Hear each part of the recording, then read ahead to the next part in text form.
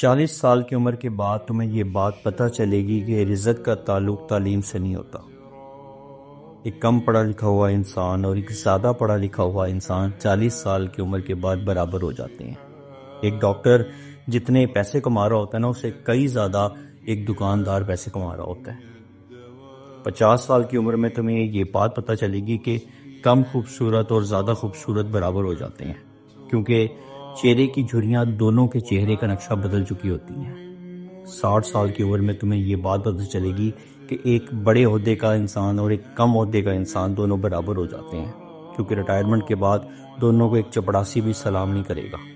70 سال کی عمر کے بعد تمہیں یہ پتہ چلے گا کہ گھر بڑا ہو یا چھوٹا کوئی فرق نہیں پڑتا، کیونکہ گھٹنوں کا درد تمہیں ایک کمرے سے دوسرے کمرے میں بھی جانے نہیں دے گا۔ تمہیں صرف ایک کرسی چاہیے ہوگی، ایک کمرہ چاہیے ہوگا جہاں تمہیں کوئی ڈسٹرب نہ کرے۔ 80 سال کی عمر میں تمہیں یہ پتہ چلے گا کہ تم کتنے امیر ہو یا کتنے غریب ہو، کوئی فرق نہیں پڑتا، کیونکہ 80 سال کی عمر میں اگر تمہارے اکاؤنٹ میں کروڑوں روپے بھی پڑے ہیں نا، تو تمہارے کسی کام کے نہیں، کیونکہ 80 سال کی عمر کے بعد نہ تو بھوک لگتی ہے اور نہ ہی کوئی خواہش باقی بچتی ہے۔ 90 سال کی عمر کے بعد تو نہ نیند اپنی رہتی ہے اور نہ نیند سے اٹھنے کے بعد یہ یاد رہتا ہے کہ کرنا کیا ہے۔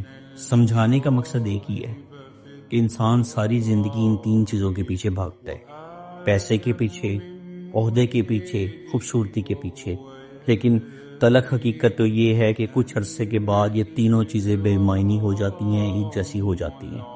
اس لیے ان چیزوں کے لیے کبھی خود کو مت تھکانا، بلکہ جن نعمتوں سے اللہ نے تمہیں نوازا ہے ان کو انجوائے کرو۔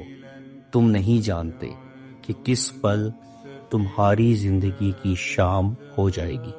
الشوق يبقى في اغتراب فقير في الحياة من الصحاب